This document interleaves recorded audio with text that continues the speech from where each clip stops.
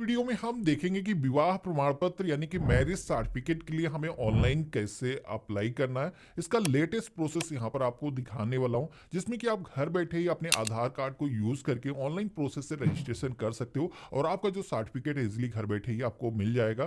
तो वीडियो के डिस्क्रिप्शन में हमने आपको एक लिंक दिया है, जिसपे आप क्लिक करोगे तो आप इसकी जो ऑफिशियल वेबसाइट है इसी पर आ जाओगे। अब यहाँ पर आपको एक नया रजिस्ट्रेशन करने के लिए आपको यहाँ पर विवाह पंजीकरण के सेक्शन में आवेदन करें इस ऑप्शन पे क्लिक करना है। देन आप सभी के सामने लॉगिन और पंजीकरण का जो पेज है वो आ जाता है, जहां पर हम फर्स्ट टाइम आ रहे हैं। अभी हमारे पास लॉगिन आईडी नहीं है, तो यहाँ पर नवीन आवेदन प्रपत्र भरें इस टैब पे हमें क्लिक करना है। अब इतना करते ही आप देखोगे कि हमारे सामने फॉर्म आ चुका है, जहां पर सबसे पहले तो पति का जो विवरण है, इसी के साथ पत्नी का जो विवरण है वो आपको एंटर करना है। इसके बाद में विवाह का जो स्थान है वो आपको यहाँ पर डिटेल दर्ज करनी होगी, जिसमें कि ये जो फॉर्म है मोस्टली इसमें जो इन्फॉर्मेशन भरी जाएगी वो हिंदी लैंग्वेज में भरी जाएगी। तो अगर आपके मोबाइल से आप अप्लाई कर रहे हो या फिर कंप्यूटर से अप्लाई कर रहे हो, हिंदी का जो टूल है अगर आपके कंप्यूटर मोबाइल में नहीं है तो इसको आपको प्ले स्टोर से को डाउनलोड कर लेना है। अब यहाँ पर इस फॉर्म में सबसे पहले तो पति का जो नेम है वो यहाँ पर हिंदी लैंग्वेज में यहाँ पर हमें एंटर करना है। इसके बाद में वही नेम आपको इंग्लिश में, जैसा कि उसके आधार पर है, उसी तरीके से आपको दर्ज कर देना है।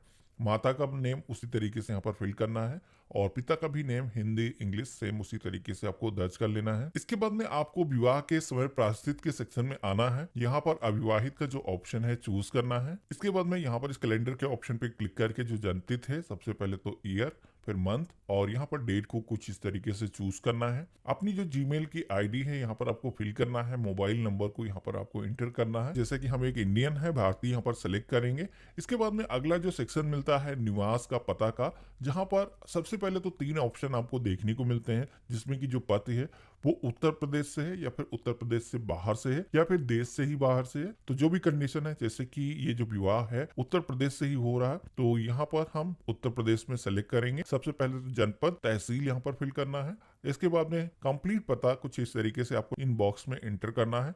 इसके बाद में एरिया का जो भी पिन कोड है यहाँ पर एंटर करना है। सुरक्षित करके टैब पे जैसे हम क्लिक करेंगे तो अब पत्नी का जो विवरण है फिल करने का जो सेकंड पेज है वो आ जाता है, जहाँ पर जैसे आपने अपना नेम फिल किया है उसी तरीके से यहाँ पर पत्नी का जो नेम है, उसके माता का नाम, पिता का नाम कंप्लीट यहाँ पर दर्ज करना है। देन यहाँ पर विवाह के समय प्रायश्चित के सेक्शन में आना है। यहाँ पर पत्नी भी पहले से कोई विवाह नहीं हो रखा है, अविवाहित का जो ऑप्शन है वो हम सेलेक्ट करेंगे। देन यहाँ पर date of birth, email ID, mobile number, यहाँ पर पत्नी का जो है आपको इंटर करना है। अब पत्नी का जो एड्रेस है वो इंटर करेंगे। सबसे पहले तो उत्तर प्रदेश से ही है, तो यहाँ पर हम सेलेक्ट करेंगे। जनपद हम सेलेक्ट करेंगे, तहसील सेलेक्ट करेंगे, पिन कोड आपके एरिया का जो भी है वो इंटर करना है। देन आपको यहाँ पर सुरक्षित करके ऑप्शन पे क्लिक कर देना है। तो इतना करते ही अब हमारे सामने विवाह स्थल को फिल करने का या फिर पंजीकरण कार्यालय का जो डिटेल है वो इंटर करने का जो ऑप्शन है वो आ जाता है, जहां पर विवाह कहाँ पे हुआ है। तो जो भी लोकेशन है, जैसे कि विवाह उत्तर प्रदेश में ही हुआ है, तो यहाँ पर हम सिलेक्शन करेंगे। देन यहाँ पर जहाँ का भी एड्रेस है, शादी जिस जगह पर हुई है उसका कंप्लीट एड्रेस यहाँ पर आपको फिल करना है और यहाँ पर अपने एरिया का जो पिन कोड है आपको इंटर कर देना है। विवाह किस दिनांक को था, तो यहाँ पर आप इस कैलेंडर के ऑप्शन पे क्लिक करोगे और यहाँ पर सबसे पहले तो ईयर सेलेक्ट करना है और यहाँ पर मंथ और डेट को कुछ इस तरीके से चूज कर लेना है। अब इसी के साथ में अगला ऑप्शन मिलता है विवाह पंजीकरण कार्यालय का चयन का आधार, जिसमें कि आप क्लिक करोगे तो 3 ऑप्शन आपको देखने को मिलते हैं, जिसमें कि आप चाहो तो पति का जो निवास है उसके अकॉर्डिंग जो पंजीकरण है आप उस कार्यालय के हिसाब से करा सकते हो। बाकी पत्नी का अगर निवास स्थान का ऑप्शन सेलेक्ट करते हो तो पत्नी का जो निवास एड्रेस आपने फिल किया है उस कार्यालय को भी आप सेलेक्ट कर सकते हो। बाकी विवाह जिस लोकेशन में हुआ है तो उसको भी सेलेक्ट करने का जो ऑप्शन है आपको मिल जाता है। तो जैसे कि हमने यहाँ पर पत्नी का जो निवास है इसका जो ऑप्शन है मैंने सेलेक्ट किया है। अब जैसे हमने सिलेक्शन किया है तो सिलेक्शन के अकॉर्डिंग जो भी एड्रेस हमने चूज किया होगा ऑटोमेटिक यहाँ पर पंजीकरण कार्यालय के रूप में आ जाता है।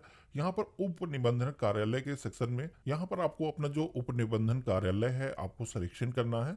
इसके बाद में आपको सुरक्षित करके ऑप्शन पे क्लिक कर देना है। तो इस तरीके से आप देखोगे कि यहाँ पर हमने पति और पत्नी की दोनों की इंफॉर्मेशन दर्ज कर दी है।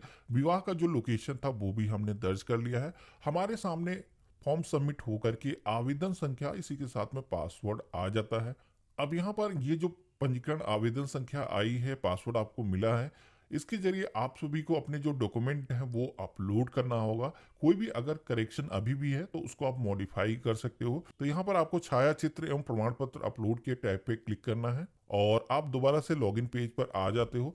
देन यहाँ पर अपना जो आवेदन संख्या है जो आपको मिला है, पासवर्ड जो दिया गया है, आपको इंटर करना है। अब यहाँ पर कैप्चा कोड जैसा आपको दिखाया गया सेम वैसे ही इस बॉक्स में इंटर करना है। प्रवेश करिए के ऑप्शन पे क्लिक करना है। लॉगिन करने के बाद में हमारे सामने जो डॉक्यूमेंट अपलोड का जो पेज है वो यहाँ पर आ चुका है, जहां पर आपको अपने जो डॉक्यूमेंट है वो अपलोड करना है। पासपोर्ट साइज की जो फोटो है वो आपको अपलोड करना है। ध्यान रखना है कि यहाँ पर फोटो का जो साइज है वो 40 KB मैक्सिमम होना चाहिए। तो यहाँ पर अगर कुछ साइज ज्यादा है तो वीडियो के डिस्क्रिप्शन में हमने एक साइज रिसाइजर टूल का जो लिंक है वो दे रखा है, आप उस पर क्लिक करके आप फोटो को रिसाइज कर सकते हो। तो इस तरीके से आप देखोगे कि हमने फोटो को सक्सेसफुली अपलोड कर लिया है। इसके बाद में पहचान का साक्ष्य के सेक्शन में आना है।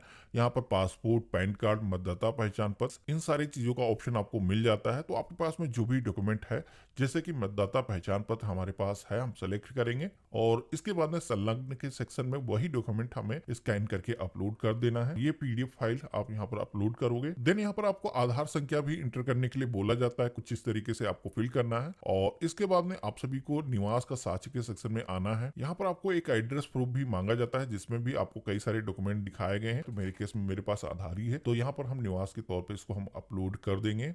अब इसी के साथ में अगला ऑप्शन मिलता है आयु का साक्ष्य का, जहां पर आप सभी को जो एज है उसका भी एक साक्ष्य देने की जरूरत होती है। तो यहाँ पर हम हाई स्कूल की जो मार्कशीट है इसका ऑप्शन सेलेक्ट करेंगे और यहाँ पर मार्कशीट की कॉपी को हम अपलोड कर देंगे। अब यहाँ पर सेम ही ऑप्शन दिए गए हैं, तो पत्नी के भी डॉक्यूमेंट आपको उसी तरीके से अपलोड करना है। तो हम फटाफट ये सारी चीजें कंप्लीट कर देते हैं। तो इस तरीके से हमने पति पत्नी के जो सारे डॉक्यूमेंट थे वो हमने स्कैन करके अपलोड कर लिए हैं। अब यहाँ पर आपको साक्षी का जो विवरण है वो अपलोड करने के लिए बोला जा रहा है, जिसमें कि 2 साक्षी देने पड़ते हैं, यानी कि 2 गवाह आपको देने पड़ेंगे इस मैरिज को रजिस्टर करने के लिए। जिसमें कि गवाह का जो नेम है उसका हिंदी लैंग्वेज में नेम, इसी के साथ में इंग्लिश लैंग्वेज में उसका जो नेम है एंटर करना है। उनका जो पता है यहाँ पर कंप्लीट फिल करना है, जिस तरीके से उनके डॉक्यूमेंट पर है वैसे ही आप सभी को एड्रेस को इंटर करना है। यहाँ पर उनकी जो कम्युनिकेशन डिटेल है, mobile number, email ID, mobile number important है, तो यहाँ पर ईमेल अगर नहीं भी है तब आगे आप बढ़ सकते हो। इसके बाद में यहाँ पर उनके जो डॉक्यूमेंट है वो भी अपलोड करना होगा, जिसमें कि पहचान का जो प्रमाण पत्र है, इसमें भी आप पैन कार्ड दे सकते हो, मतदाता पहचान पत्र दे सकते हो, या फिर ड्राइविंग लाइसेंस या पासपोर्ट दे सकते हो। तो यहाँ पर हम जैसे कि मतदाता पहचान पत्र दे सकते हैं और सेलेक्ट कर लेना है। निवास प्रमाण पत्र के सेक्शन में हमारे पास आधार है, तो यहाँ पर हम आधार भी सेलेक्ट कर लेंगे। देन आप सभी को आयु प्रमाण पत्र के सेक्शन में आना है। यहाँ पर जो गवाह है उसका भी आयु प्रमाण पत्र देने की जरूरत पड़ती है, जिसमें कि ड्राइविंग लाइसेंस आप दे सकते हो, हाई स्कूल की मार्कशीट दे सकते हो, या फिर इवन पासपोर्ट या फिर बर्थ सर्टिफिकेट भी आप दे सकते हो। तो यहाँ पर हमने मार्कशीट को सिलेक्शन किया है। इस तरीके से हमने साक्षी 1 का जो फॉर्म है वो हमने कंप्लीट फिल कर लिया है। इसी तरीके से जो दूसरा पक्ष है उसका भी एक साक्षी ऐड करने की जरूरत होगी। तो यहाँ पर सेकेंड जो विटनेस है उसकी भी कंप्लीट डिटेल जिस तरीके से हमने एंटर की थी उसी तरीके से आपको यहाँ पर फिल करना है। उसके जो डॉक्यूमेंट है वो भी आपको उसी तरीके से सिलेक्शन कर लेना है। अब अगला ऑप्शन मिलता है विवाह संपन्न होने का प्रमाण पत्र, जहां पर आपको कई सारे ऑप्शन दिखाए गए हैं, जहां पर आपको धार्मिक अधिकारी द्वारा निर्गत प्रमाण पत्र या फिर राजपत्रित अधिकारी द्वारा निर्गत प्रमाण पत्र, विवाह स्थल का प्रमाण पत्र या सदस्य स्थायी निकास द्वारा निर्गत प्रमाण पत्र, तो इनमें से आप कोई भी डॉक्यूमेंट दे सकते हो। तो अगर नगर निकाय से आप लेना चाहते हो तो उनके जरिए भी आप यहाँ पर ये जो सर्टिफिकेट है वो जारी करा सकते हो, या फिर विवाह स्थल का जो प्रमाण पत्र है वो भी आप दे सकते हो। तो यहाँ पर हमने जो शादी का कार्ड था वही हमने विवाह स्थल के सेक्शन में अपलोड कर दिया है। तो इस तरीके से हमने विवाह स्थान और उसका जो डॉक्यूमेंट है वो हमने अपलोड कर लिया है। अगला ऑप्शन मिलता है शपथ प्रमाण पत्र का।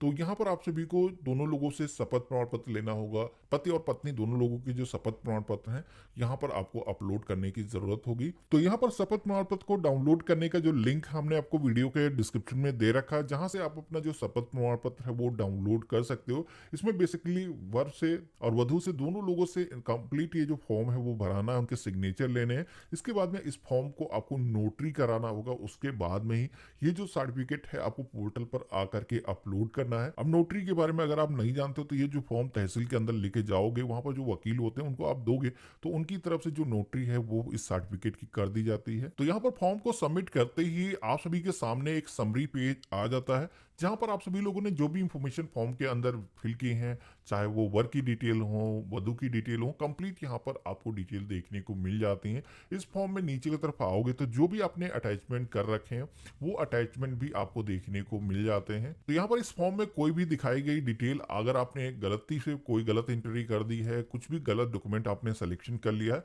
तो इसको एडिट करने का ऑप्शन यहाँ पर दिया गया है। इस पर क्लिक करके आप ये जो फॉर्म है इसको एडिट कर सकते हो। बाकी सारी चीजें अगर सही है तो यहाँ पर आप सभी को जो घोषणा दिखाई गई है इसके अंदर आप सभी को इस आइकन पे क्लिक कर देना है। देन आपको पूर्ण सुरक्षित करे के ऑप्शन पे क्लिक कर देना है। देन आप सभी के सामने कुछ इस तरीके का सक्सेस पेज आएगा जहां पर आवेदन संख्या, इसी के साथ में आपका जो पासवर्ड है वो यहाँ पर दिखाया गया है। अब आप सभी को ये जो डिटेल है आपको नोट करके रख लेना है। पेज में आप सभी को नीचे की तरफ आना है तो यहाँ पर आप सभी को ये जो फॉर्म आपने फिल किया है इसके लिए कुछ शुल्क भी भुगतान करने की जरूरत होगी, जिसके लिए आपको भुगतान करे का जो आइकन है वहां पर आपको दिखेगा। जिस पे आप क्लिक करोगे तो आप सभी के सामने ऑनलाइन भुगतान करने का जो पेज है वो आ जाएगा, जहां पर आप सभी को ऑनलाइन प्रोसेस से ये जो भुगतान है जिसमें कि आप आवेदन शुल्क देखोगे कि 10 रुपए का जो पेमेंट है वो करने की जरूरत होगी। इसको ऑनलाइन प्रोसेस से ही आपको पेमेंट करना है। अब यहाँ पर ऑनलाइन पेमेंट करने के आप सभी को कई सारे ऑप्शन मिल जाते हैं। आप क्रेडिट कार्ड, डेबिट कार्ड या फिर यूपीआई के जरिए ऑनलाइन प्रोसेस से पेमेंट कर सकते हो। अब यहाँ पर ऑनलाइन पेमेंट करने के बाद में आपका जो फॉर्म है ऑनलाइन प्रोसेस से जो भी आपको करने की जरूरत थी आपने पूरी तरीके से कंप्लीट कर लिया है।